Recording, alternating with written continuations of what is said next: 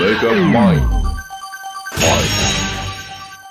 I feel like I've been pretty transparent about the games that I love on this channel. Everyone who watches me knows that I like Paper Mario, No More Heroes, Resident Evil, Dark Souls, a plethora of indie games, etc. But one series I've barely mentioned on this channel, despite it being one of my all-time favorites, is Disney and Square Enix's often misunderstood love child, Kingdom Hearts. Full disclosure, I've been a fan of Kingdom Hearts since I was very young. From watching my older brother play it in the very early 2000s, to playing it and its plethora of sequels myself multiple times as a teenager and later adult, Kingdom Hearts has been as much of a constant in my gaming life as series like Paper Mario and No More Heroes. It's just so mystifying. This unlikely combination of Disney, Square Enix, and an in-depth original story that defies all logic through its own existence. And there's really no reason that I haven't talked about it much, but it is worth noting that KH is a particularly stigmatized series online compared to most other long-running video game franchises. You've got people who've never played the series passing it off as nonsense due to its premise and story. You've got people who've only played the 3 numbered titles complaining about how they don't know what's going on despite the cavalcade of important titles in the series that they're willfully ignoring. And you've got people who've played the entire thing arguing until they're blue in the face about which games are the best, which are overrated and underrated, and which are actually important to play. Yeah, there never seems to be any peace in the online discussion space about Kingdom Hearts.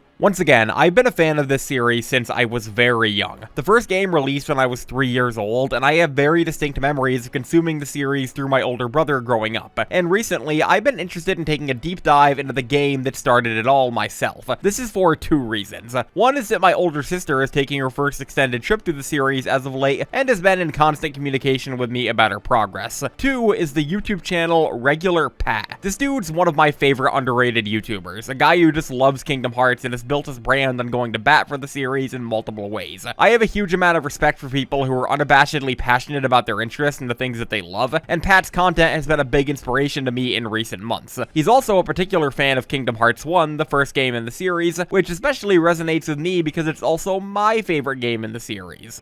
Despite popular sentiment that Kingdom Hearts 2 is this untouched masterpiece that solos the entire series before and after it, and improved on every aspect of KH1 in every way, I've always been more of a KH1 truther than your average bean. Kingdom Hearts 1 is special to me. It's got an atmosphere unlike any other game I've ever played, and it's in my top 15 favorite games of all time. So in this video, I want to delve into the darkness that is online Kingdom Hearts discourse and give you all a thorough retrospective on KH1. Let's open the door to darkness and figure out if our friends truly are our power. Let's roll.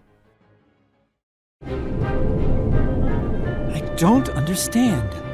Maybe the guidance system was damaged in the explosion. Nonsense. My devices are always perfect. Oh, I've got it! Why, of course. The heartless need a heart.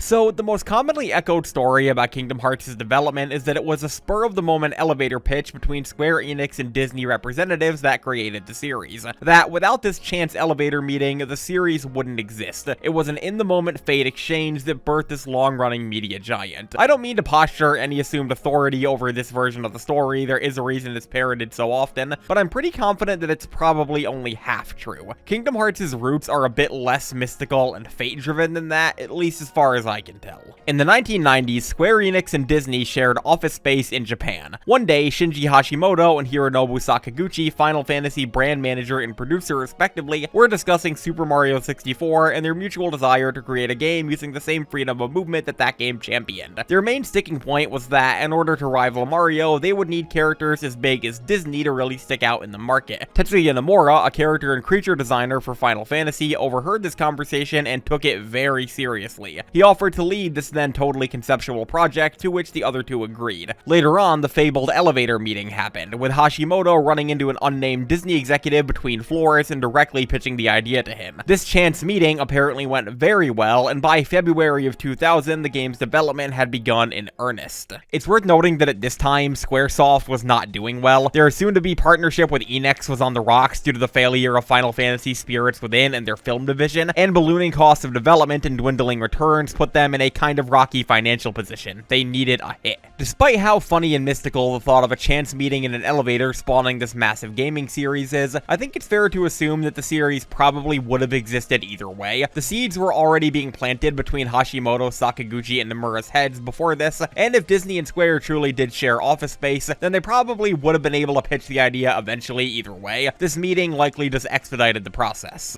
As far as the game itself, it was initially set to star either Donald Duck per Square's request or Mickey Mouse per Disney's. It was Nomura in his first director-writer position who decided on an original character being the protagonist, to which Disney was totally on board with the main condition that they would legally own all original content made for the game. Despite beginning development with a fairly standard Disney-style story, Sakaguchi pushed for a more in-depth and complicated plot, believing that the game would fail if it didn't aspire to the same narrative heights as Final Fantasy. So it was him. Apparently, both Disney as a whole and their then CEO Bob Iger were super supportive and hands-off with the project, giving Square all sorts of freedom in terms of what they wanted to do with the game and the Disney content within it. This is actually a pretty common theme within KH. Disney's really chill about it. Between Sora being in Smash, Nomura himself choosing Frozen for KH3 and not Disney forcing it on him, and this, they seem to be really respectful of Square's handling of the KH IP, a rare Disney W. The game's music was composed by local magician and wizard Yoko Shimomura, a woman with talent beyond our mortal comprehension. Virtually the entire soundtrack was composed by Shimomura, with her handling both original tracks and arrangements of Disney tracks herself. The game's main theme, Hikari, known as Simple and Clean in the US, was composed and performed by Hikaru Utada, an established, successful, and well-beloved pop star in Japan. She was actually a pretty big get for Square on the game, as it was her first time performing for a video game. Utada would go on to handle the main themes for pretty much every Kingdom Hearts games, and is generally a very cool person.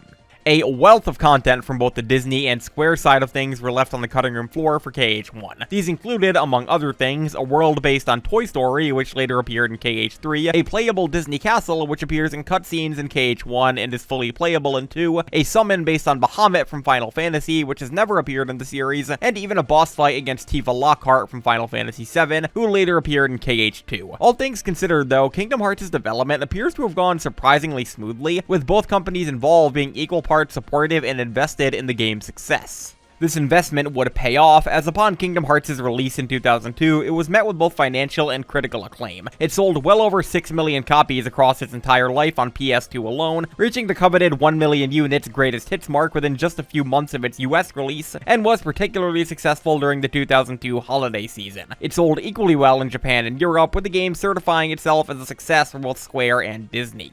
Critical reception was also mostly positive, with many reviewers lauding the game's successful and seamless blend of its unlikely crossover elements, its combat, its music, and its story, though some criticism was levied at its camera and the plot's somewhat convoluted nature. This is definitely fair, but boy howdy did they have a big storm coming. The game was eventually re-released in Japan under the name Kingdom Hearts Final Mix, an updated version that included new content from cutscenes to bosses to quality of life features, recolored enemies, and a whole bunch of other stuff. This version of the game remained a Japan exclusive until the PS3 era, with a remaster of the game on the HD 1.5 remix. The Final Mix version would eventually become the de facto definitive version of Kingdom Hearts in all regions. For full disclosure, I'll be playing the PS4 version on my PS5 for this video. By the way, the 1.5 plus 2.5 HD remix of Kingdom Hearts is an insane bargain. Regardless of your thoughts on the games themselves, you're getting 4 full-size action RPGs and 2 cutscene movie compilations for less than the price of a single full-priced game. It's insane. So yeah, Kingdom Hearts had a surprisingly strife-free and clean development cycle, with Disney giving Square all of the freedom they needed to create an original piece of work using Disney's characters and settings, and the general gaming press welcoming the finished product with open arms. I think it goes without saying that this is pretty cool, as difficult to crunch developments are all too common in the realm of video games. There could be more hidden information we don't really know saying how rough and terrible this development was, but as far as I can tell from my research, it wasn't that bad. Good on ya, Kingdom Hearts. Now you're gonna get... Oh, you're slipping, Leon.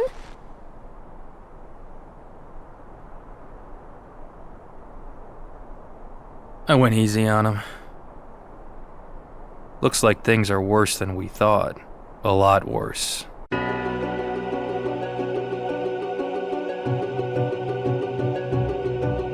Alright, it's time to get stupid. Kingdom Hearts' story is easily the most infamous thing about it, even beyond it being a Final Fantasy Disney crossover. People all over the internet, both fans and non-fans of the series, bemoan it for being convoluted, confusing, contradictory, contrived, and other words that start with the letter C. One of the main sticking points is that, despite the game billing itself as an FF Disney crossover, the series puts a lot of its focus on original characters and storylines, and honestly, I think the people who think this kinda miss the point. So often, you see people unfamiliar with the series posture the claim that Kingdom Hearts was supposed to be a Final Fantasy and Disney crossover event that was ruined by Do Not Steal OCs, and that it's fanfiction the game and stuff like that. But that's really truly not what it is. Yeah, the first game might have heavily marketed itself using Final Fantasy and Disney stuff, but the Kingdom Hearts series has always been and will always be an original story first. It is not a Final Fantasy cross Disney crossover event, it's an original story about original characters that uses interpretations of Final Fantasy and Disney content as set dressing. The versions of FF and Disney characters present in these games are unique interpretations built to fit the KH narrative. Cloud and Squall from Final Fantasy coexist in these games. Aerith is very much alive. Donald and Goofy are a powerful mage and knight respectively. Mickey Mouse is a mysterious king, etc. Kingdom Hearts is about its original content, and the Final Fantasy and Disney stuff is used to facilitate that. It is not a purely Final Fantasy or Disney game. They have about as much to do with the overarching narrative as Dante did in Shin Megami Tensei 3. I'm sorry for the rant, it's just really frustrating to see people unfamiliar with the series always posture about what it was supposed to be. Rant aside, Kingdom Hearts centers its story on Sora, a young boy who grew up on the pristine tropical paradise of Destiny Islands. Here, Sora and his friends Riku, a slightly older and more brash maverick, and Kairi, a girl who's the object of both Sora and Riku's affection, spend their days hanging out, play fighting, racing, and doing other stuff that island kids are wont to do. They eventually hatch a plan to build a raft with the intention of leaving their islands to see other worlds, a goal that Riku specifically is very much committed to. Sora has been experiencing weird dreams recently where he's attacked by mysterious shadowy figures and expository text, and wonders what they could mean. Meanwhile, at the far-off Disney castle, unrest is brewing as King Mickey has mysteriously left in the middle of the night, leaving a note explaining that some serious business is going on, and instructing his top mage and knight, Donald and Goofy, to set out to find a mysterious key. Back on Destiny Island, Sora is confronted in a cave by a mysterious hooded figure who warns of oncoming darkness before disappearing. Later that night, Destiny Islands is hit by a heavy storm, which quickly reveals itself to be anything but ordinary. The mysterious shadowy figures from Sora's dream begin attacking in droves, and a thorough darkness appears to be consuming the island. Sora can't fight back and eventually finds Riku, who rambles about the door being open and darkness and a bunch of other stuff, before allowing himself to be consumed by the dark forces around him. Sora is then magically bestowed the Keyblade, a mysterious key-like blade, imagine that, which allows him to cleave through the dark creatures around him with ease. Sora then finds Kairi, who's blasted into him, and mysteriously vanishes just before she hits him. Sora is then faced with a large monster that he'd previously fought in his dreams, before being fully consumed by the darkness, along with Destiny Islands and anyone unfortunate enough to be on it, including Sora's mom, who gets exactly one line of dialogue in the entire series. Sora! Dinner's ready! Come on down! Sora? Despite the apparent disappearance of Destiny Island, Sora awakes in Traverse Town, a pleasant city that basically acts as a home for refugee survivors of their world's destructions. Sora is again attacked by the mysterious shadowy creatures here, and also by this man who Final Fantasy fans may recognize. This is Squall Leonhart from Final Fantasy VIII, better known as Leon in this game. Sora is told by him and his companion Yuffie about what exactly is going on. Basically, the shadowy creatures are called Heartless, and are effectively creatures that go around trying to consume hearts with the ultimate goal of destroying entire worlds. And I want to stress these are figurative hearts, more like souls than anything, and that the Heartless aren't ripping out and eating people still beating physical hearts. This game is rated E after all. Leon and Yuffie explain that the worlds themselves have hearts accessible through their keyholes, and Sora, wielding the Keyblade, is the only one who can defeat the Heartless and seal the keyhole in each world, thus staving off the threat of destruction. Meanwhile, Donald and Goofy meet Aerith, another ally of Leon's, who explains the situation to them as well. Not long after, Sora, Donald, and Goofy meet for the first time, fight some Heartless, and agree to team up to fight the encroaching Dark Apocalypse, using Donald and Goofy's gummy ship to travel between worlds and save them individually. Donald and Goofy are initially only doing this due to the king's orders to follow the key, but steadily grow a legitimate friendly relationship with Sora throughout the game. So yeah, Sora is bestowed a magical key sword, was told that he was the only one who could save all of existence from an oncoming dark threat, and teamed up with a duck and a dog to ride in a ship made of gummies to do so. Meanwhile, Riku, who also survived the destruction of Destiny Islands, lands in another world and is met by Maleficent. Maleficent promises safety for both himself and Kairi to Riku, and indoctrinates him into her crew of Disney villains. Their goal is to collect the 7 Princesses of Heart, 7 literal Disney princesses, who when brought together can open the door to Kingdom Hearts, a source of infinite power and knowledge. Maleficent spends most of the game gaslighting and manipulating Riku to this end, leading him to believe that Sora no longer wants or needs his friendship, and that giving into his inner darkness is the only path forward. This starts a steady heel turn for Riku throughout the game, who grows increasingly antagonistic towards Sora. Maleficent's crew eventually finds Kairi, who appears to be in a comatose state due to lacking her heart. From here, Sora, Donald, and Goofy set out on an adventure across multiple Disney worlds, fighting the Heartless within, helping their locals, and sealing their keyholes to protect them from the Heartless. One of the most often echoed complaints about Kingdom Hearts is that the Disney content is mostly irrelevant, serving as filler and video game levels that distract from the overarching Kingdom Hearts narratives. This is definitely true in some cases, but I'd argue that KH1 specifically makes a clear and conscious effort for most of its runtime to dye its Disney content into the KH1 story to some extent per world.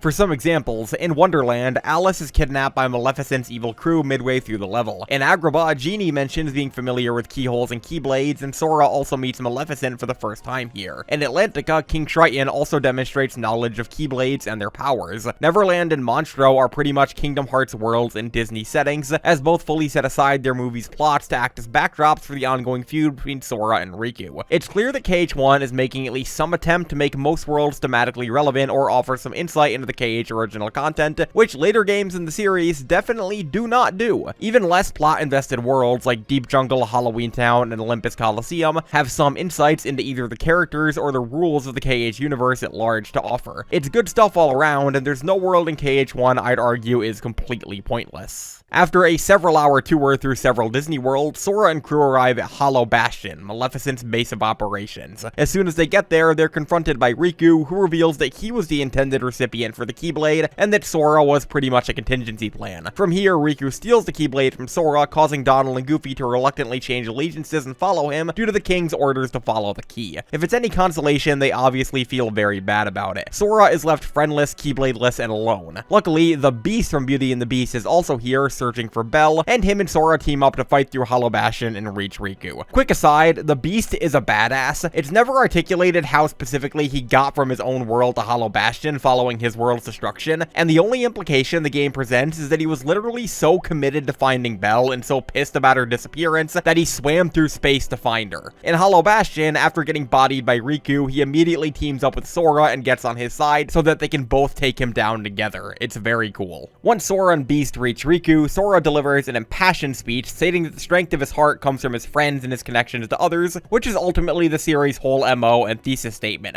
How will you fight without a weapon? I know now I don't need the Keyblade. I've got a better weapon. My heart!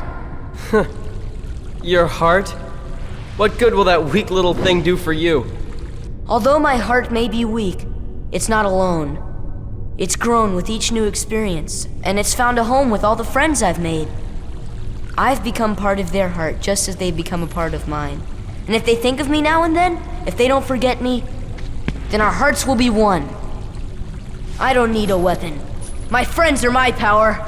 This spurs Donald and Goofy to return to him, realizing that, hey, King Mickey probably wouldn't want us hanging out with this douchebag, and the Keyblade follows suit, apparently impressed by Sora's commitment to his friends, and also his commitment to fight Riku with a flimsy wooden stick. After a short fight, Riku flees, being confronted by the same hooded man who Sora met at the beginning of the game, goading him to give in to his inner darkness. Sora, Donald, and Goofy promptly body the straggling Maleficent, only to be greeted by Riku. This time, though, he reveals that he's no longer himself, but is instead Ansem, Seeker of Darkness. This fella is alluded to throughout the game, both through character dialogue and secret Ansem reports, and is basically the big bad who's been pulling the strings this entire time. Ansem has fully possessed Riku and has gained a Keyblade with the ability to unlock hearts, which he demonstrates on Maleficent. He then gives a very startling revelation. Kairi's heart has taken refuge within Sora's body since the very very beginning of the game, explaining several instances of Sora seeing and hearing Kairi throughout its journey. This also explains why Kairi herself's in a plank of wood for pretty much the entire game. She doesn't have a heart piloting her body. Ansem finally reveals that Kairi is the final Princess of Heart, and that the door to Kingdom Hearts can be completed if her heart is separated from Sora. Sora defeats Riku Ansem in the hardest main story boss in the entire game, and upon realizing that Hollow Bastion's keyhole can't be sealed with Kairi's heart still within him, Sora uses Ansem's Keyblade to unlock his own heart, freeing Kairi's and assumedly killing him. This is funny because it's probably the most consequential and important thing that anyone does in this entire series. So much happens later on because Sora stabs himself here. It's crazy. People literally come into existence because of this. Regardless, Kairi is fully restored, and her, Donald, and Goofy beat a hasty retreat. Behind them, a lone grunt Shadow Heartless watches on. This Heartless is revealed to be Sora, who follows them, and after Kairi realizes what's going on, is restored by the strength of Kairi's heart and their bond. I like this scene because Donald just kind of bonks the Sora Heartless on the head and tells him to get lost, despite being fully capable of just obliterating him with magic. It's a good thing he was out of MP. Nah, but for real though, this is a really nice character moment for Sora and Kairi that's been sadly missing throughout the game up to this point. Everyone regroups in Traverse Town, where Sora and Kairi are able to reconnect and express thanks for saving each other. Kairi gives Sora her good luck charm and makes him promise to return it to her. From here, Sora, Donald, and Goofy part for End of the World equivalent to a Heartless, and the place that Ansem fled after his defeat in Hollow Bastion. Sora and crew fight through this twisty-turny abstract hellhole, eventually landing on the remnants of Destiny Islands. Ansem then reveals himself and gives a lengthy speech about darkness and how it's the heart's true nature. He also explains that Riku's longing to see worlds beyond Destiny Islands is what made him vulnerable to the darkness. Sora rebuffs both of these, and a battle ensues, leading to a climactic final showdown in a dark abyss. After a lengthy battle, Ansem is defeated and pleads to the nearby Kingdom Hearts to open its door and bestow him with darkness and power. However, he is thoroughly and cosmically goofed on, as Kingdom Hearts is not filled with darkness, but rather light, which fully bodies him out of existence. Sora and crew then rush to close the door, as beyond its light is an army of Heartless, and are assisted by a restored Riku and a debuting Mickey Mouse, who both offer their support in closing the door and ending this journey. Riku asks Sora to look after Kairi for him before he and Mickey lock themselves behind the door to save everyone else. With Ansem defeated, the door closed, and the Heartless seemingly stamped out, every world that was consumed by darkness begins to restore themselves, with their denizens returning to them. This includes Kairi, who's pulled away from Sora and back to Destiny Islands. Sora promises they'll see each other again, and the game ends. It's worth noting that there's also an additional post-credit scene featuring Sora, Donald, and Goofy being given a hint as to where their friends are by Pluto, and a very special teaser for the then soon-to-be-released Kingdom Hearts 2 that you unlock if you complete certain accomplishments. But by all intents and purposes, the game ends with Sora and his friends still separated. Wow, that was a lot. And even with all of that, the plot twists, the turns, the Ansem of it all, I still really enjoy KH1's story. Sure, it's definitely not perfect. There are some aspects that are poorly explained and some moments that just kind of expect the player to understand by default, but the main two things I appreciate about Kingdom Hearts' story are its dire atmosphere and, surprisingly, its relative simplicity. Referring to the latter first, Kingdom Hearts' story is interesting as far as the series goes due to how it blends a very by-the-numbers journey with some patented Kingdom Hearts wackiness. Sure, it's definitely complicated on its own, but compared to later games in the series, it's alarmingly easy to follow as a standalone story. I'm definitely an apologist for the series as a whole, but I'm not going to pretend that later games in the series aren't rooted in intrinsically confusing story elements like alternate world lines, time travel, lies, and misunderstandings. By comparison, Kingdom Hearts 1 is alarmingly easy to follow. Sora is our hero, Riku is our maverick friend turned enemy, Maleficent and later Ansem are our villains, and the ultimate goal is to lock each world's keyhole, save Kairi, and stop the Heartless. The most complex it gets is the events of Hollow Bastion, which are definitely easy to pass off as shoddily explained in game, but are really easy to parse if you just take them at face value. Riku is literally possessed, and Kairi's heart is literally inside Sora. There's not too much symbolism to consume in these moments. What you're being told is what's happening. Where I think it gets a little murky is the events surrounding Kingdom Hearts and the door at the end of the game, since Ansem is basically defeated by the luck and coincidence of the door being filled with light, and even then we immediately pivot to trying to close the door due to the Heartless inside. Is it filled with light or darkness? I guess both, but to be fair, later games in the series would expound upon this. It's a great dramatic beat in the moment, but doesn't really stand up to scrutiny without the context that later games provide. Despite this, I still appreciate how the game basically doesn't have a happy ending. Like, Ansem is dead, sure, but Sora and his friends are still separated. Riku and King Mickey are behind the door, and Kairi is alone on Destiny Islands. Our heroes stopped the villain, but it required sacrificing the completion of their own personal goals. With exception exception to maybe Kingdom Hearts 2, most Kingdom Hearts games end on either straight up negative or bittersweet notes, and this game sets a good foundation for that. As far as the tone, Kingdom Hearts is super unique in how much it absolutely leans into the dire situation at hand. For all intents and purposes, there's an apocalypse at hand in Kingdom Hearts. The characters in the story are dealing with the active ending of multiple worlds. Sora's goal to lock the keyholes in each world is to prevent further worlds from succumbing to this fate. It's made clear at multiple points that the people who don't escape and land at places like Traverse Town are either dead or turned into Heartless. The other Final Fantasy kids on Destiny Islands and Sora's mom, yeah, they didn't make it. This is ultimately one of my favorite things about Kingdom Hearts as a series, how it seamlessly blends these very dark and very serious situations with a sense of Disney optimism and a presentation style that usually keeps things from being too heavy or oppressive. It makes the series approachable for younger players while still having the pretense and severity to keep older ones invested. It's this careful balancing act between lighthearted Disney content and these grim circumstances.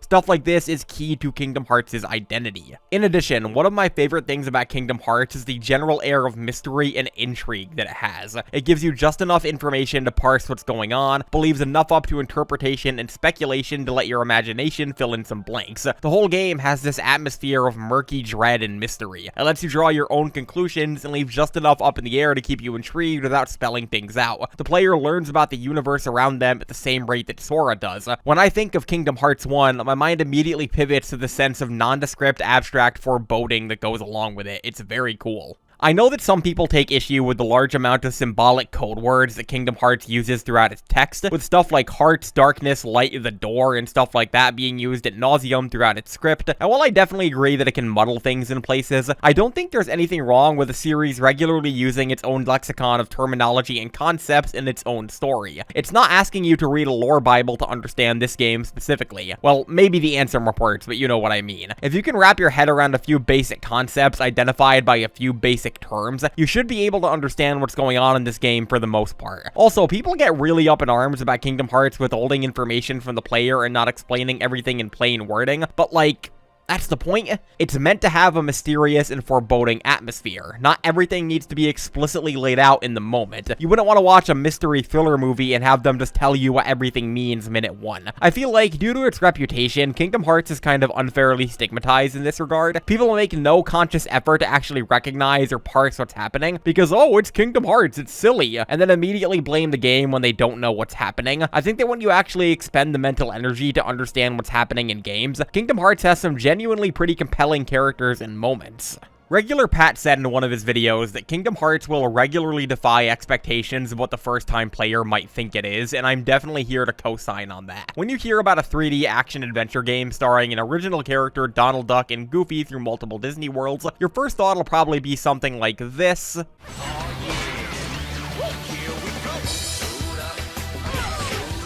And not this.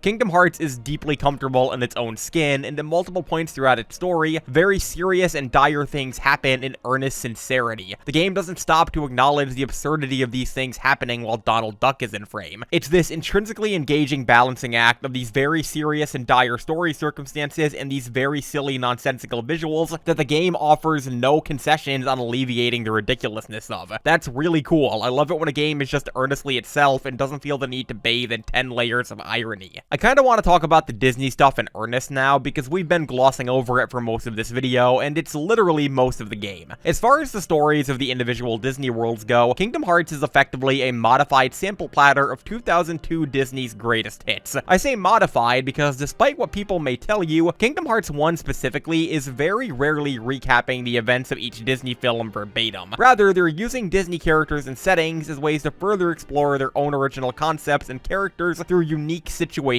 filters. For example, in the Aladdin world, Agrabah, it's not about Aladdin trying to stop Jafar from using the genie to force an arranged marriage between himself and Jasmine so he can become Sultan. All of these pieces are still in the story, but instead of adhering strictly to the plot of the film, Jafar is instead focused on finding the keyhole of his world using Genie and Jasmine as tools to this end. He shows no interest in marrying Jasmine or becoming Sultan. He's entirely focused on the Kingdom Hearts original subjects at hand. All of the important pieces are still here, they're just telling a different story. story. In worlds like Tarzan's Deep Jungle or Nightmare's Halloween Town, where the film's villains are still present with less KH original subject matter, they're still not rigidly adhering to the plots of the movie. Deep Jungle focuses on Clayton's inner darkness attracting Heartless to the world, and Halloween Town focuses on Oogie Boogie using an artificial heart made by Dr. Finkelstein in an attempt to control the Heartless. Like I said earlier, Neverland and Monstro make absolutely no effort to recap the events of their films, focusing squarely on developing the KH story and characters.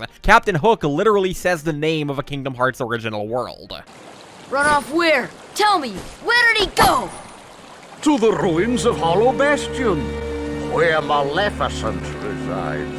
Virtually every Disney world in this game follows this formula. They have all of the characters and settings, and at a glance it might seem like they're just telling you the movie plot, but when you look closer, they're telling mostly original stories that adhere to the Kingdom Hearts narrative using aspects of the Disney films. To me, someone who hadn't seen most of these movies by the time I'd played Kingdom Hearts, keep in mind that this was a pre-Disney Plus Disney Vault era, I viewed the Disney content in this game as a trial version for the content available in the films. Like, I got a sampling of the characters, a basic understanding of some plot elements, and enough information to understand the vibe of the movies, but the experience of watching the film for the first time would still be maintained. In some cases, the KH worlds actively change or omit very important aspects of those films. Kerchak, Tarzan's gorilla dad, survives in Kingdom Hearts. Most of the cast of Alice in Wonderland isn't present. Olympus Coliseum takes place solely at the Coliseum, with only Hercules, Phil, and Hades being present. Jafar turns into a genie rather than a giant snake. Halloween Town completely omits the Christmas stuff, and Neverland takes place almost entirely on Captain Hook's pirate ship rather than Neverland itself. These are not rigid by the numbers retellings of Disney movies. I say this because I feel like people throw the recap complaint at KH1 a lot when it doesn't really become a problem until KH2. But, you know, KH2 is perfect, so we can ignore that. This goes double for the Final Fantasy content. For a game so heavily linked with FF down to its core identity and people's perception of it, there's barely any Final Fantasy content in this game. In total, the game features Squall, called Leon in this game, and Selphie from Final Fantasy VIII, Cloud, Yuffie, Aerith, Cid, and Sephiroth from Final Fantasy VII, Titus and Wakka from Final Fantasy X, and Moogles. You can literally count the number of unique individual Final Fantasy characters who appear in this game on both hands, and most of them are relegated to 3 worlds. Selphie and the 10 characters are cameos on Destiny Islands, Squall and most of the 7 characters appear solely in Traverse Town, and Cloud and Sephiroth only appear in Olympus Coliseum. You could legitimately replace them with Kingdom Hearts original characters and nothing would change. In fact, most kids and casual gamers who play the series do tend to think that they're KH originals.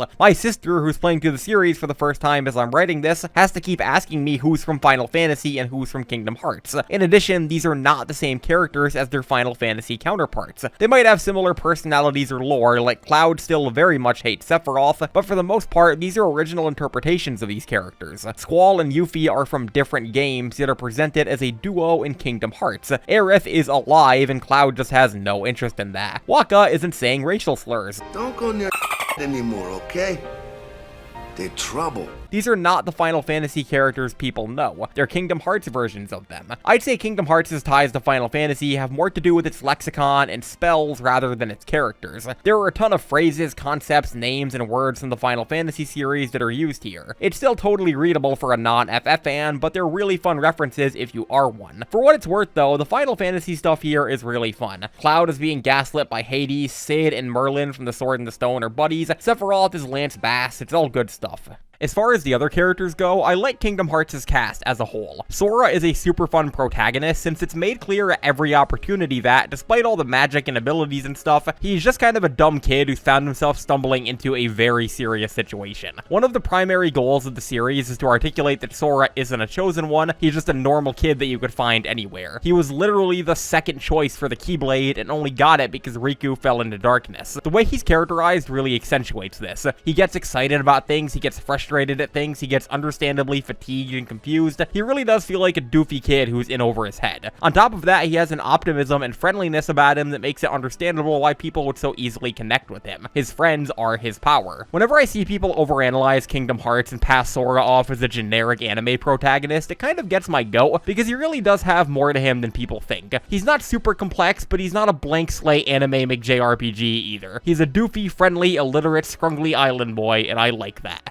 Riku is cool overall. His gradual heel turn throughout the game is very well defined, as he goes from a cocky yet ultimately well-meaning rival on Destiny Islands to a more outwardly antagonistic force who truly believes he's more capable than Sora by the mid-game, to a straight-up evil prick by the time Ansem's fully possessed him. It really feeds into how much people's wants can get a hold of them that Riku's desire to see worlds beyond Destiny Islands and later save Kairi caused him to severely misstep and make real mistakes that end up hurting the people he cares about. Sometimes we can get tunnel vision by our goals, regardless of how well-intentioned they are, and ignore that our means of achieving them might not be the best thing to do for the people around us. Maleficent's gaslighting of him also helps really articulate this, as she does what she does best, telling people what they want to hear to manipulate them into fulfilling her goals for her. Riku would literally spend the entire rest of the series atoning for his actions in this game, and I think his arc here is decently well handled as a whole. Kairi sadly draws the short end of the stick in terms of characterization, which will unfortunately become a norm in the series going forward. She spends most of the game in a coma, literally being a non-speaking object that the other characters fight over, and she barely gets to do anything by the time she's restored. For what it's worth, her few moments of being an actual character are really fun, as they present her as kind of a spitfire who will snap back at people. I wish this characterization stuck later in the series, since they really leaned into the whole vulnerable, appealing to Japanese audiences female character trope for her down the line. The only other real Kingdom Hearts original character of any consequence is Ansem, who's basically just an evil guy who really likes darkness. He's more interesting as an idea through other characters talking about him in his reports than as an actual written character. With that said, I want to talk about the primary Disney characters in this game. Donald and Goofy are characterized really well. Donald begins as a caustic asshole who only agrees to follow Sora due to the king's orders, but later goes on to grow a genuine attachment and closeness to him. Goofy is hilarious in Kingdom Hearts because he's pretty much the smartest character. There are multiple points in the story where Goofy's the one who recognizes, rationalizes, or exposits on what's going on, and this will become a norm in the series going forward. I identify with Goofy partially because I've been told that I sound like him. Gorge. Mickey is deliberately absent for most of the game, but you get the vibe that he's a character worth taking seriously who recognizes when shit's going down and makes an active effort to deal with it. Yes, I just said that about Mickey Mouse. The villains are a mixed bag all around. Oogie Boogie and Ursula, despite being some of Disney's most traditionally enjoyable villains in their movies, don't really get to do much outside of their base movie roles. The others are really fun though. Hades, Jafar, and Captain Hook all get to mix it up with KH original characters and step out of their comfort zone as Disney villains, and Hades and Hook specifically get some very fun lines and moments. Maleficent is really compelling as our primary pre-Ansem villain, and her ongoing manipulation of Riku is really unsettling to watch at points. I feel like I've dealt with these people who use these kind of silver-tongued, snake-like gaslighting tactics in my day-to-day life. Being a TF2 YouTuber will do that to you. Also, while he's not important to the overall story at all, he's literally not even a member of Maleficent's inner villain council. Clayton from Tarzan is hilarious in this game. I'll talk about voice acting in more detail later on, but Brian Blessed absolutely crushes his performance here. I haven't seen Tarzan since I was a kid, but I don't remember him hamming it up and chewing the scenery this much in the original movie. It's a genuinely hysterical performance that turns Man with Gun into one of the more memorable characters in the game. A circus of clowns.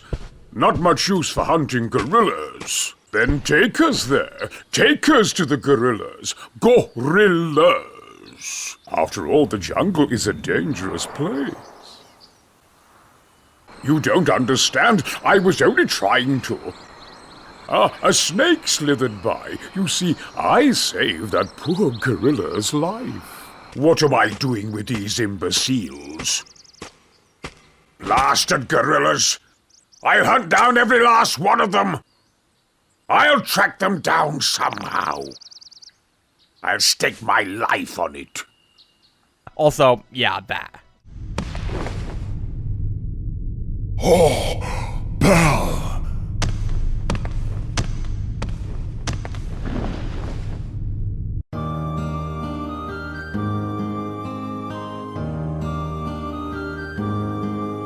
So we just spent approximately the entire length of my last 3 retrospectives talking about this game's story and characters, so I think it's about time we move on to presentation. As far as visuals go, Kingdom Hearts is, in my humble 3K subs having schmuck opinion, one of the best looking games on the PS2. KH2 ultimately ends up looking better, but KH1 is a no slouch. It might be because, due to the variety of consoles they released on, literally every Kingdom Hearts game looked like this up until 2017, but this bright, highly colorful, contrasted, expressive PS2 art style style is the look I immediately associate with Kingdom Hearts in my head. KH3 and 0.2 are the exceptions and not the rule in my mind. But yeah, the game looks great. Colors are bright and vibrant, the character models are detailed and have a good degree of expression. The translation from 2D Disney characters to 3D models is absolutely seamless in most places. The environments are varied and interesting, nothing's muddled or difficult to identify. The game just looks really good. It's a remarkably well-aged game visually for something that came out 21 years ago, and is one of my go-to examples of why I prefer stylized anime or cartoony games over attemptedly realistic ones, especially from this era. Cartoony games tend to age better. I do have a small number of complaints about the game's visuals though, but I want you to keep in mind that despite these, I ultimately think that the game looks great for its age, and that these are just minor quibbles that don't reflect my overall opinions on the game's looks. For starters, the game will occasionally cheap out and subtly switch from the more expressive and fully featured cutscene models to more rigid models, which noticeably only have a few animation sequences and textured faces that just kind of lip-flap and swap between facial expressions. This is fine for when the cutscenes aren't voiced during less important and more expository cutscenes, but it's incredibly distracting when it happens during more important voice cutscenes. I understand that not every cutscene can be a fully animated epic, but I also don't remember KH2 doing this too much, so I'm ultimately not sure. In addition, the translation from fully featured and expressive hand-drawn 2D animation to more restrictive 3D video game models really hurt certain Disney characters. Ones defined in their source material by strong character acting and wacky transformations or expressiveness, like Hades or Genie, really don't get to fully demonstrate their chops when combined to restrictive 3D models. This one doesn't really have a solution. It probably wouldn't have been that cost-effective to make a million different models of Genie in different outfits, or give Hades 9 trillion facial flexes, but it's something you notice if you're familiar with these characters. My last major complaint with the visuals is that, despite the bright colors and varied aesthetics, the environments of the game can tend to be a bit rudimentary. Sometimes you get these really thoughtful labyrinthian dungeons, and other times you get square rooms with boxes and clearly defined entrance and exit points. I want to stress that I strongly prefer this game's world design to pretty much every other game in the series, but it can get a little simple sometimes, which causes progression to get a little muddled in places. Other than those gripes though, I think KH1 is ultimately super well aged and impressive visually as a game from its time. One of the most striking things about it is obviously its character designs, which I feel do a lot of heavy lifting and giving this game its own identity and articulating character personalities. We can joke about the clown shoes and Sora's onesie all we want, but these are ultimately iconic and thoughtful character designs that allow Kingdom Hearts to comfortably stand out from other anime-style games, even from its own developer. If you put a KH character next to a Final Fantasy character, you can probably tell who's a KH original. The series identifies itself with strong silhouettes, brightly colored or contrasting outfits, straps, zippers, and all kinds of accessories. The character designs are definitely a bit out there and goofy, like Sora and Riku probably have to jump through a lot of hoops to get dressed in the morning, but ultimately really helps the game stand out. Donald and Goofy also get super strong KH original outfits that perfectly balance the Disney art style and the Square sensibilities, and a neat thing is that for a few of the worlds, the characters occasionally get costume alterations for the world that they find themselves in, which also features really strong and unique designs. One other thing I really want to note about KH's character designs is the Heartless. These guys are some of my favorite generic enemy designs in any game. Like, if you told me you had a favorite enemy visually from like God of War or Devil May Cry, I'd have a hard time visually identifying any of them in my head, but I can name loads of different Heartless from KH1 off the top of my head in no time. These guys' designs perfectly blend somewhat cute, mischievous gremlin energy and the creepy, shadowy, dangerous presence that they're presented as in the story. Each different type of Heartless, and there's a lot, all have designs and animations that perfectly articulate the types of enemies they are and how the player should go about fighting them. It's a level of visual, story, and gameplay cohesion that is very rare in games, and ultimately make the Heartless one of my favorite antagonistic forces in any game. They're cute, they're creepy, they're dangerous, they're heartless. On the topic of the Heartless and the antagonists, another thing I absolutely love about KH1 is its general color palette and moody energy. We talked about this a bit earlier, but I love the vibes of this game. Despite all of the brightly colored Disney worlds and cartoon characters, when I think of Kingdom Hearts 1 for the PlayStation 2, my mind's immediate first thoughts is these murky, dark colors and abstract, creepy locales and designs. Kingdom Hearts 1 isn't a terribly dark game in terms of its story, but its atmosphere and visual identity certainly are. Every Kingdom Hearts original location in this game either is or becomes a dimly lit, gloomy, abstract environment, with even more homely places like Traverse Town and Destiny Islands often having some hidden darkness to them. It gives this game, again, a very unique visual and tonal identity that you likely wouldn't expect from a game coming from the Disney brand. For every brightly colored Disney environment, there's a creepy, abstract hellhole right around the corner. Pivoting from visuals, let's talk about voice acting. Kingdom Hearts, as a series, has a tumultuous relationship with the concept of voice acting. It features an insanely varied cast from a ton of different backgrounds, each varying in quality and skill level. Sora is voiced by a young Haley Joel Osment, who honestly puts in a good performance despite his audibly young age in this game. This is the only game he'll sound like this in though, so don't get used to it. Riku is voiced by a young David Gallagher, who outside of Kingdom Hearts has had very sparse major acting work, and sounds a bit stilted in this game, though that could also be due to the type of character Riku is in this game. Kairi is played by Hayden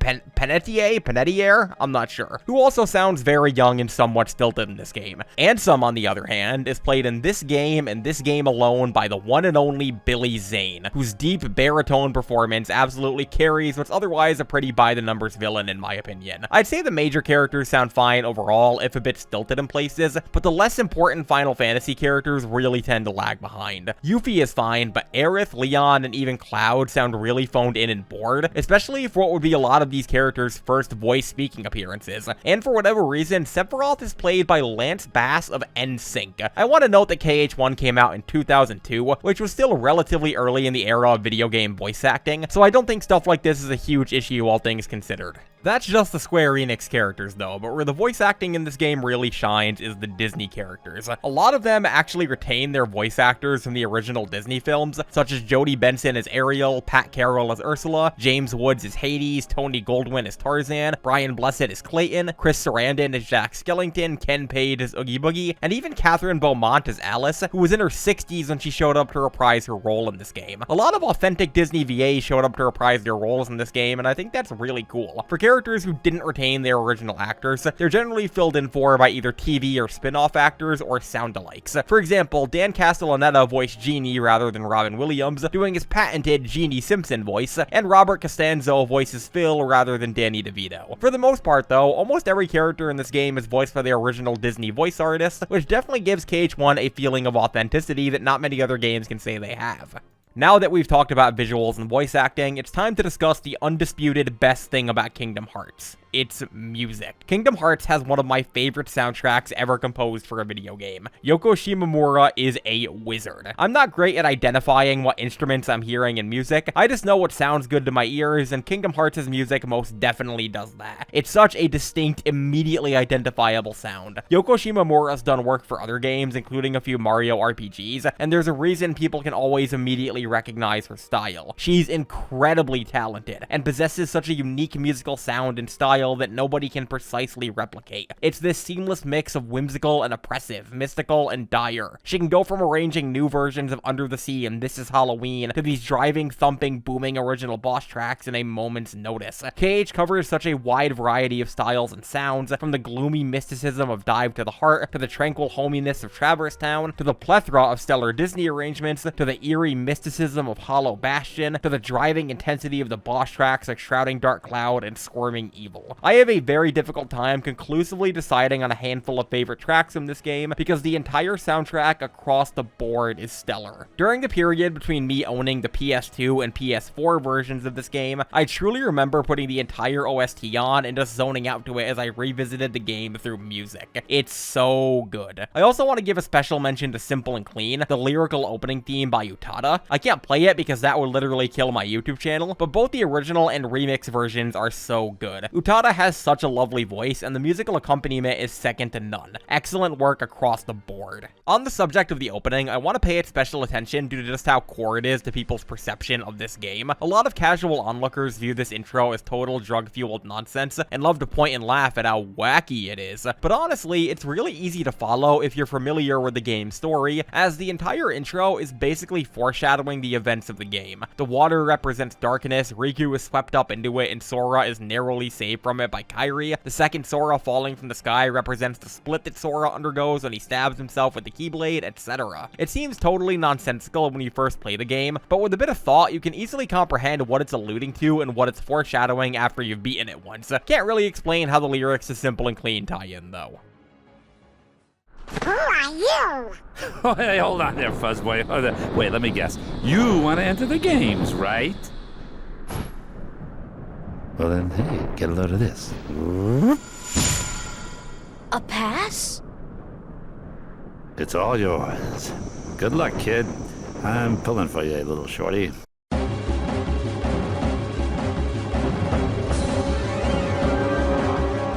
Okay, so we just spent the first 45 minutes of this retrospective discussing everything but the video game part of this video game. For all my commentary on this game's story, presentation, development, and all that, the main reason I wanted to make this video was because of Kingdom Hearts 1's gameplay. Recently, someone asked me in my Q&A video what games I felt received too much hate, and one of my answers was Kingdom Hearts 1. You see, there's this prevailing belief amongst the greater gaming internet that KH1 has aged incredibly poorly. Depending on who you ask, you might hear some sentiments that it's unplayable, best left skipped and wikied, and that 2 did everything this game does but better, and some other really extreme sentiments. I'm usually one to respect people's beliefs on games, and I tend to believe that if a gaming sentiment specifically is common enough, there's probably at least some truth to it, but as someone who's played through KH1 twice this year alone, I can confidently say that you guys are having a serious skill issue. I don't know if it's because later games in the series are generally more refined or complex, because the series is so generally stigmatized, or because a lot of great competition came out in 2002, but this prevailing belief that KH1 is this clunky, unplayable, unfun, miserable mess is one of the most hyperbolic and overblown beliefs I've ever seen in the online gaming space. I am here saying in complete sincerity that not only is Kingdom Hearts 1 more than playable, it's very fun and more consistently enjoyable than a lot of stuff that came out around it. I'll definitely concede that it's aged, but so have GTA, Vice City, Mario Sunshine, Ratchet and Clank, and basically every other game released in 2002. I genuinely don't know what aspect or combination of aspect in KH1 has led to this reputation that it has, because nothing in this game is so overly egregious or poorly aged that it renders the entire thing bad or even mediocre. It's got issues certainly, but is it unplayable? Nah, man.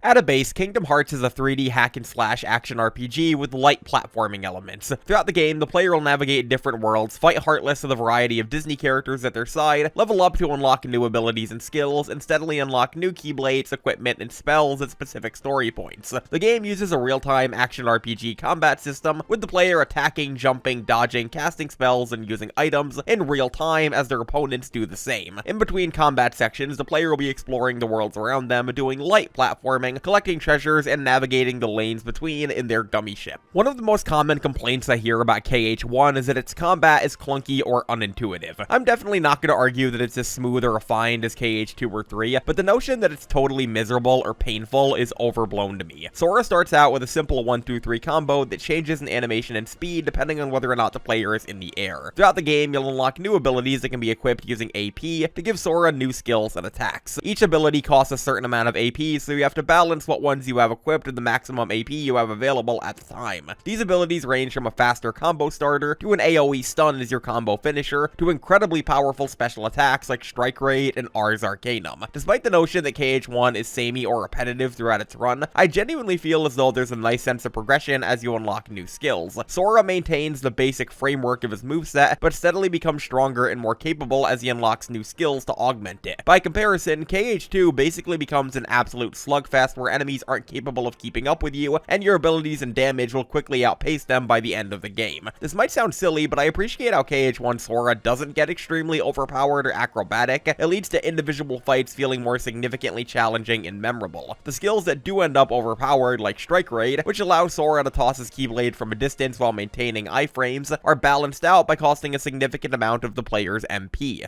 When it comes to MP, this is another thing that I feel KH1 does better than later games in the series. Sora starts out with a few blocks of MP, and casting spells will steadily consume them. As you play the game, you'll gain more MP that allows you more uses of your magic. Each different ability, spell, and summon costs a different amount of MP, so a lot of the game boils down to budgeting your MP usage while using certain skills and abilities at the right time. Compare this to KH2 and 3, where the player is actively disincentivized from using certain spells and ability due to Cure, a very important ability costing your entire MP meter. KH1 features this really fun and engrossing balancing act with your MP, where you can theoretically use it however you want, but smart usage will be the most rewarding. In addition, hitting enemies with physical attacks will steadily refill your MP, which gives you something to do and something to work towards while you're in between spells. Again, compare this to KH2, where MP is simply on a timer to regen. Hitting enemies to refill it is more fun, more engaging, and more player involved, at least for my opinion. When it comes to spells, KH1 features a wide variety of different magical abilities at the player's disposal, most of which coming from the Final Fantasy series. These range from simple offensive attacks like Fire and Blizzard, to more situational status spells like Stop, to powerful supportive magic like Cure and Arrow. KH1 has a surprisingly robust lineup of magic for the player to use, and there aren't any spells in this game that I'd say are pointless or irrelevant. Even more situational spells like Gravity have applicable use cases where they are the best option. Also, KH1 is unique amongst most of the series, and that the magic is used for more than just combat. There are multiple points throughout the game where using spells on environmental objects can lead to secrets, shortcuts, and rewards, which is really cool and something that later games in the series barely bother to do. I will admit though that the magic menu is a bit cumbersome to navigate. The game allows you to hotkey up to 3 different magic spells for quick access, but considering that the game has way more than 3 spells on offer, you'll inevitably end up having to navigate this clunky turn-based RPG-esque spell menu while actively trying to dodge enemy attacks. I don't really know what other way they could have done this, but it's still a bit annoying either way. It also applies to items, and to be fair, this problem exists in every game in the series. Aside from combat and magic, a big part of KH1 is exploration and light platforming. This is where some of my legitimate complaints with the game come in, since progression in Kingdom Hearts 1 can really end up feeling like running from room to room in a world until you find a cutscene, and then doing that several more times until you fight a boss. I do appreciate how not handholdy the game is, especially in comparison to later games in the series, which basically just have hallways as their worlds, but finding the way around in KH1 can definitely be a bit annoying regardless. The game doesn't often clearly articulate what rooms go to where and where progression is, so you can easily end up running in circles until you stumble across a cutscene to progress. In some cases, the path forward can be made deliberately obtuse and clouded, like in the case of the dolphin in Agrabah. I want to stress that I enjoy the explorative nature of KH1 as a whole, and much prefer it to the straightforward hallways of KH2, but I can totally understand why some people find themselves getting lost or frustrated on a first-time playthrough. The world design in general is perfectly fine. I really appreciate how complex and labyrinthian some of these worlds can get, and the verticality that some of them have is very unique among PS2 games. My main issue is actually finding where to go at certain points. It's really funny that KH2 gives you a mini-map for its hallway worlds, because this is the game that really needed them. Other than that though, none of the worlds really overstay their welcome. They're all only single mandatory visits except for Traverse Town and Hollow Bastion, and take around half an hour to an hour to clear depending on cutscenes and story content. The platforming in KH1 is probably the most controversial thing about it from a gameplay perspective, since Sora's default jump is definitely a bit clunky and imprecise. That said, the game very rarely mandates tight or extremely precise platforming to progress, and throughout the game you will gain access to improve movement abilities, including a much more fluid high jump and even a glide. I think it's really weird when people criticize KH1 for feeling clunky until you get high jump and glide, when other games do the exact same thing and are praised for their sense of progression. Why is it that Ratchet & Clank withholding decent movement from you until you get certain items is rewarding unlockables, but KH1 is clunky and unplayable? It makes sense that you'd get more capable and fluid as the game goes on. Also, and I know this is entirely subjective, but I really don't think Sora's default jump is that bad. It's definitely not the most comfortable jump I've used in a 3D game, but it's far from the worst and is perfectly capable of accommodating the jumps the game expects you to make while you have it. I have recently played games from around the same time with worse jumps than KH1. Also, unlocking new movement abilities is just fun, going back to older worlds and unlocking previously inaccessible treasure chests and stuff due to your higher jumps. It's fun and rewarding. Another thing in KH1 that I feel has aged better than people give it credit for is the general combat feel and flow. People act like they're pulling their hair out every time they have to press the X button in this game, but it's more than accommodating and comfortable for what the game expects you to do for the most part. Movement and navigation feel fine, it's snappy and responsive, and I never feel as though I'm being unfairly punished due to unresponsive movements. The game actually features a perfectly functional and very intuitive lock-on, especially for its time, where the game will auto-lock to the enemy the player is actively attacking, but the player can manually lock on to a specific target and cycle between all the ones around them with the press of a button should the auto lock not work. It's surprisingly intuitive for a lock-on feature in a game this old, especially considering that some other games from around the same time completely forgoed features like this. Otherwise, the combat is, in my opinion, really fun for its relative simplicity and age. It's certainly not as nuanced or deep as some other games, but it's more than playable. The fights have this general flow of constantly switching between offense and supportive defense, with the player prioritizing keeping their health and magic up while trying to keep enemies at bay while outpacing their damage. Also, this has nothing to do with anything, but I love KH1's HUD. It's so unique. It was the first game I had ever played with these round character health and magic meters, but it's also really intuitive and fully demonstrates the gradual increase in your health and MP pools throughout the game. Always pissed to see Goofy having more health than me though. Speaking of of Goofy, it's time to talk about Disney partners. And most times in KH1, the player will be rocking up to 2 different Disney party members to help them out in fights. They're entirely AI controlled, though the player can customize their behavior to fit their specific needs and playstyles. The primary party members are Donald and Goofy, who act as a mage and a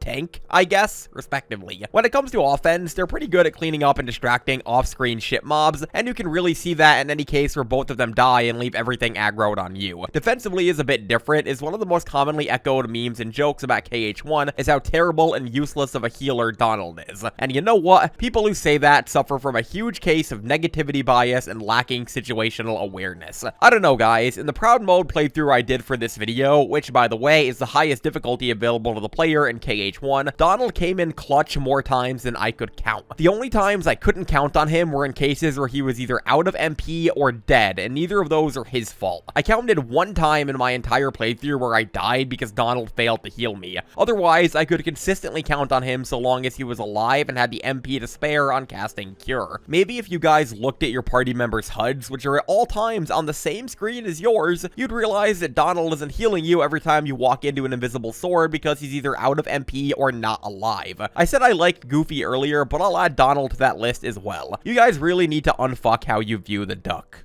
Other than Donald and Goofy, most of the Disney worlds in KH1 feature a unique world-specific party member, and this is one of the cooler things about the game in my opinion. Getting to go on hack-and-slash character action adventures with iconic Disney pro tags is really novel, even as an adult. What I appreciate is how they make it work for every character, even ones who don't particularly seem like fighters. Like, it makes sense for Tarzan, Aladdin, Beast, and even Peter Pan, but the game manages to make characters like Jack Skellington and even Ariel convincingly capable party members. Maybe Jack was training for his own character action adventures in a few years, I don't know. You don't really notice much of what your party members are getting up to most of the time, but the fact that you don't end up getting distracted by them appearing to be out of place or silly is an achievement in and of itself. One thing I'm not a fan of is how the world-specific party members can level up, which is completely pointless due to each Disney world in this game only having a single story visit and the party members being confined to their home worlds. Gets me excited to see level up, only to realize that it doesn't matter. Also, the game actively disincentivizes you from using the Disney party members on first visits through Trinities. Trinities are these little marks present on the ground of every world in the game that only Sora, Donald, and Goofy can interact with. What kinds of Trinities they are and how they're completed is dependent on their color, but for the most part, you're using them to get hidden items or access hidden parts of the worlds. You'll steadily gain the ability to access different colored Trinity marks throughout the game, and it's a good idea to activate them when you can because some pretty good and consequential items are housed within them, including keyblades, equipment, and even Dalmatian puppies.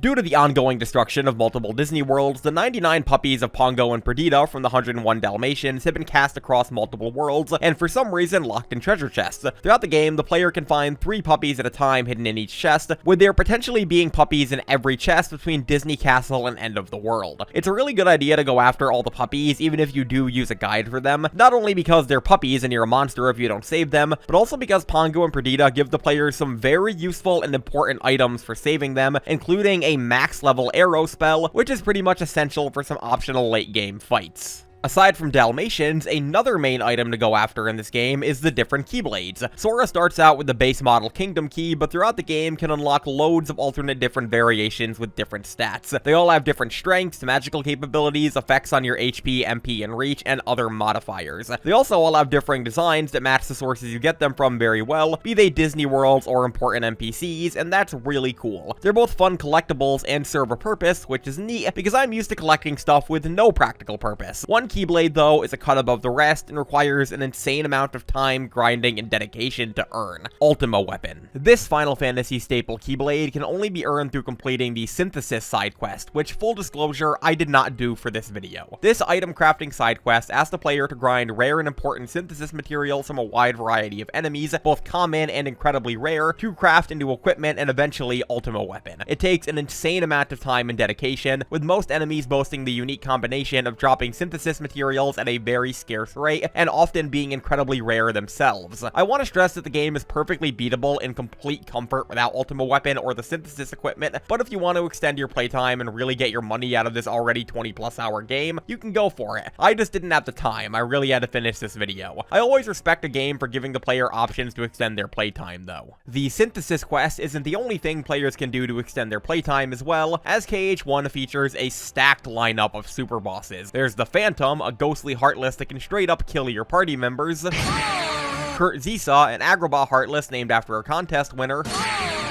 Ice Titan, a monstrous ice beast from Hercules. The Mysterious Man, a teaser for the next game in the form of a hectic boss fight. And most importantly, Final Fantasy VII's own Sephiroth P. Genova, voiced by Lance Bass of NSYNC himself, who is easily the hardest fight in the game and the true final exam for dedicated KH1 players.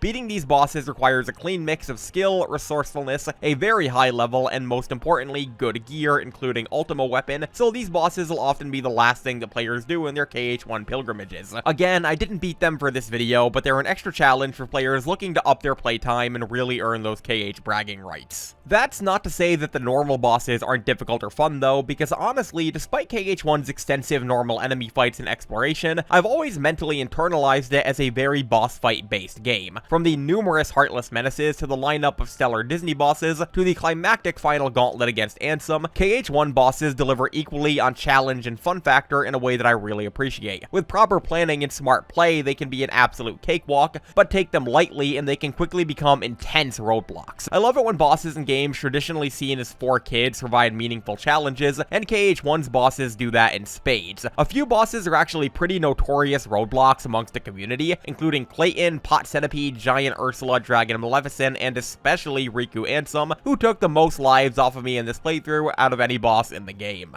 Aside from bosses, NPCs, and party members, the game additionally features a few Disney characters that can be brought into battle as summons, so long as you have the MP to spare and your party members are alive. These cover a few Disney bases that the game otherwise couldn't with traditional worlds, including Simba, Bambi, Dumbo, and Mushu, but also featuring Genie and Tinkerbell to go along with the worlds present in the game. Tinkerbell is really broken for the late game though. She gradually heals you over time and automatically revives you once you die while she's out. Plus, she never expires, and she's the only summon that doesn't make Donald and Goofy vanish when you bring her out, so she's all around a great help for some of the late game boss fights. I found the other summons a bit more situational, though Bambi saved my ass during the initial Maleficent fight, and Mushu is great against Kurt Zisa. The others all have their use cases. There's one additional piece to Kingdom Hearts 1's gameplay that I haven't mentioned yet, and that's the lanes between. Get out of here, Elden Ring. The lanes between are the physical space between each world in the game's lineup, and to navigate them, the player will need to use their gummy ship. These are short, mandatory spaceship sections that feel sort of like a watered-down Star Fox 64 in terms of gameplay. They see the player navigating along linear rail-based paths, shooting enemy ships and avoiding obstacles to reach the Disney worlds that they're traveling to. I absolutely love the concept of the literal Disney worlds being separated by an ethereal space between, but I'm more mixed on the gummy ship sections as a whole when it comes to gameplay. On one hand, they're super obtrusive and just serve to add time to the game, but on the other, they're really short, usually only being a few minutes compared to the hour or so it takes to clear each world. Plus, they're generally really easy, and the player can get as involved as they want to. If you're a real gummy head, you can go all in on customizing your ship with this game's incredibly in-depth gummy customization menu, and there's also challenges you can complete if you see fit, but otherwise, you don't really need to get involved, and you can beat the game perfectly comfortably with only the default gummy ship. I think the game realizes that these sections are the favorite of nobody, because midway through the game, they give you an item that allows you to instantly warp between the levels you've already been to, completely circumventing the gummy minigame. All in all, I view the gummy ship as a necessary evil. It's a really fun concept that elevates the game's world-building cohesion, but the actual gameplay leaves some room to be desired.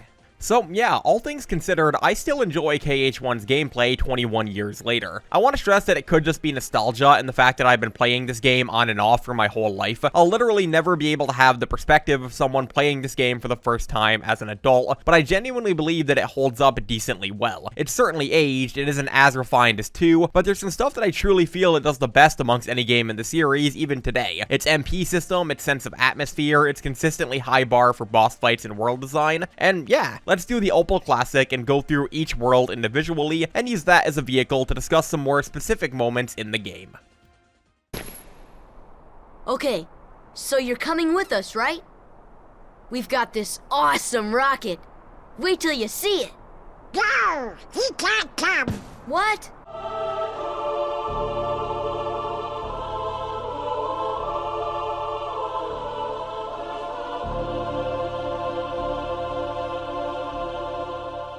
The game starts out in Dive into Heart, a trippy stained glass dream dimension that acts as the game's basic control tutorial. This is also where the game asks the player to make the choices that'll impact their entire playthrough going forward, including stat modifiers, level up speed, and what abilities are unlocked when. If you're not sure what to pick, there's a plethora of online guides about which choice does what, and I'd recommend consulting them if you get a little confused. Dive into Heart's also where the game first actively defies expectations, since I don't think many people expect to see something like Darkside when they turn on the game with Mickey Mouse, Donald Duck, and Goofy on the box. Overall, it's an effective ambient tutorial. Our second tutorial is Destiny Islands, which serves as more of a general playground for the player to familiarize themselves with what the gameplay is. I love the vibes here. It perfectly articulates the sense of a tropical sunny paradise, and the cutscenes here do a great job of giving us a look into our three protagonists' day-to-day lives and personalities. This area also features the actual literal hardest fight in the game, as the 3-on-1 against the Final Fantasy kids is no joke. This fight took me the most tries out of every fight in the game, even the aforementioned Rigu Ansem. It was crazy. The serene island aesthetic also makes the eventual darkness invasion all the more harrowing and effective. It really sells how much of a threat the Heartless are. All in all, I like Destiny Islands. Our first proper level is Traverse Town, which is one of my favorite levels in any video game. It's got such a homely, comfy atmosphere, and the tranquil music accompanying it really accentuates that. This is also where the plot of the game truly gets set into motion, with Sora learning just what the Keyblade is and who the Heartless are. Sora also meets Donald and Goofy here, and it later becomes a sort of base of operations and hub world for the heroes of the game. This world is also huge, with a ton of individual rooms that lead every which way. This is also where we get our first look at how dangerous the Heartless are on an individual level, as we see them actually kill people and invade their homes. The boss fight against Guard Armor is also really effective as a first true boss. Can't say I love the mandatory second visit though. Aside from that, I love Traverse Town. Wonderland is our first Disney world, and I feel this world is mostly responsible for the reputation of Kingdom Hearts world design being confusing or hard to navigate. It's literally the first Disney world the player can visit, and due to it being Wonderland, it's deliberately designed to be nonsensical and confusing. I like the concept, I just think that using it as the first world the player visits after leaving Traverse Town was kind of a misstep. I do think it's really neat that the player leaves the world without saving Alice though, really helps sell the threat of Maleficent's evil council. Also, there's a ton of stuff to do in this world on return visits after you earn new abilities. Overall, not my favorite, but I'm fine with Wonderland. Another Disney world the player can visit right away is Olympus Coliseum, which acts as KH1's exhibition fight tournament world. Throughout the game, you'll unlock new tournaments with increasingly difficult waves of enemies here, in addition to unique boss fights. Some of my favorite fights in the game are here, like the duo match against Leon and Cloud at the same time, the two fights against Cerberus, and the battle against Hades. This world also hosts several of the game's super bosses, so it's all around one of the most robust locations in the game, despite its whopping 3 rooms. Fuck the second to last match of the Hades Cup though. This world also features one of my favorite Sora character moments, where he realizes that he doesn't care about anyone else's definition of what a hero is, and that he knows he's strong so long as he has his friends. It's a nice moment to cap off one of the most anticlimactic bosses in the game.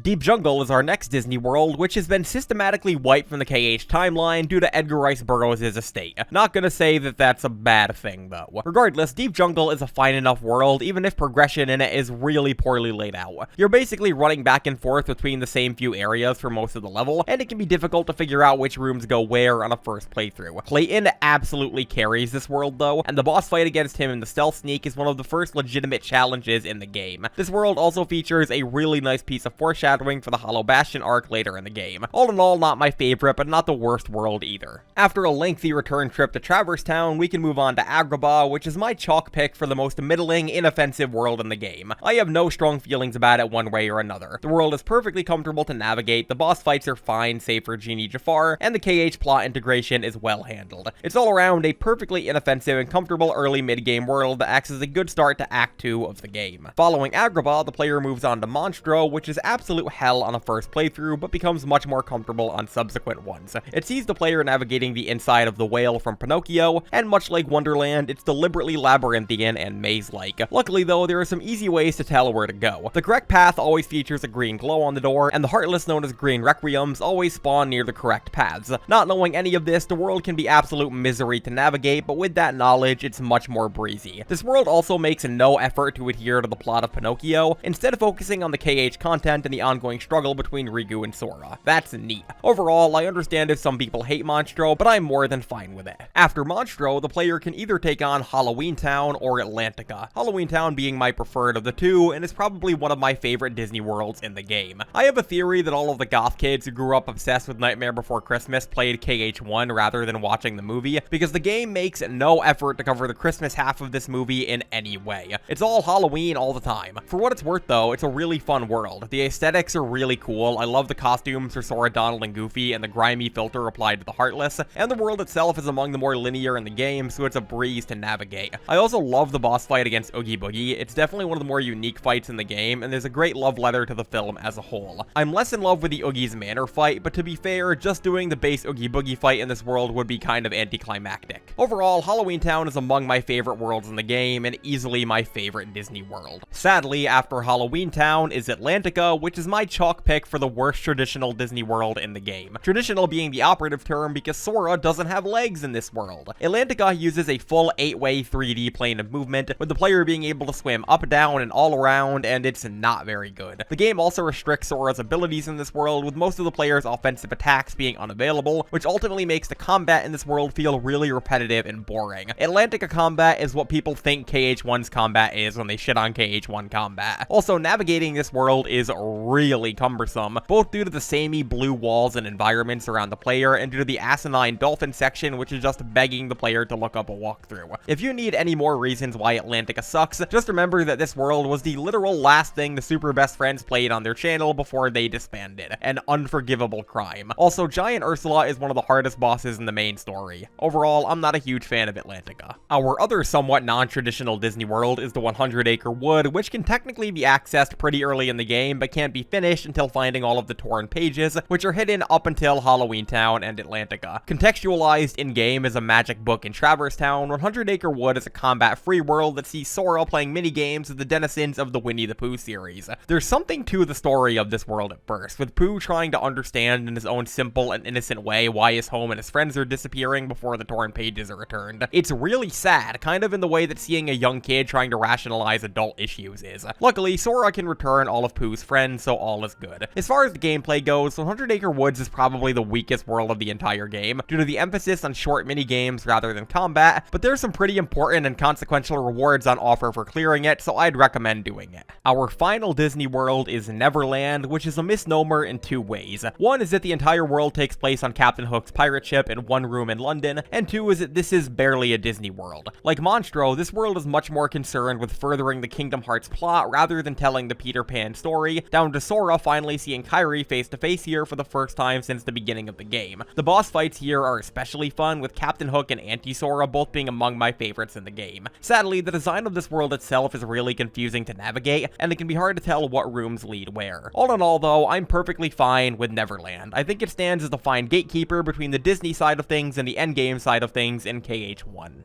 Our second to last world in the game is Hollow Bastion, which is the best world in the game. It's not even close. I could talk for another hour about what makes Hollow Bastion so good. It hits the ground running so hard, the immediate intrigue and dire stakes of the Riku reveals and Sora being left without Donald and Goofy, and so much of the consequential story at large goes down here. The music is this haunting, eerie tune that perfectly sets the tone, and so many of the game's most iconic bosses happen here. Special shout out to Riku Ansem, who kicked my ass on this playthrough for the video. There's so much that's amazing about Hollow Bastion that summing it up in this paragraph alone is impossible. The verticality of the world is insane, the puzzles are really fun, so much story happens, it's just nuts. It's so good, and there's a reason that it appears in virtually every major game in the series after this. And our final world in Kingdom Hearts 1 is the aptly titled End of the World, which is this twisty-turny, squelchy, abstract hellhole of a final dungeon that's as difficult as it is eerie. The stakes of this world feel off the charts as the player chases Ansem into his home base, and the environments only serve to further sell the climactic feeling that it imparts. I want to give special mention to the Linked World section, which is this insanely long and difficult enemy gauntlet that leads into the final save point of the game, and the surprise fight against Chernobog from A Night on Bald Mountain, which doesn't have much story significance, but more than makes up for it for its grandeur and presentation. And it tops itself off with the final fight against Ansem, which is a boss gauntlet for the ages that stands as the final time that Kingdom Hearts will actively defy the player's expectations of what it is. It's a difficult, creepy, grandiose, strange, mystical, and everything in between world. What a way to cap off the game.